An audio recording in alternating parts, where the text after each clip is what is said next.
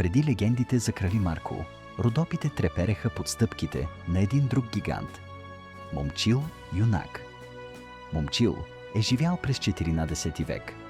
Бил е толкова силен и независим, че е създал собствено деспотство в Родопите и Беломорието. Бил е кост в гърлото и на византийци, и на турци. Фолклорът го описва като човек с колосални размери. Когато се качвал на планината, облаците му стигали до коленете. Крилатият кон Ябучило. Това е неговият магически спътник. Според преданията, конят е имал крила, които се появявали само по време на битка, и е бил толкова умен, че е разбирал човешка реч.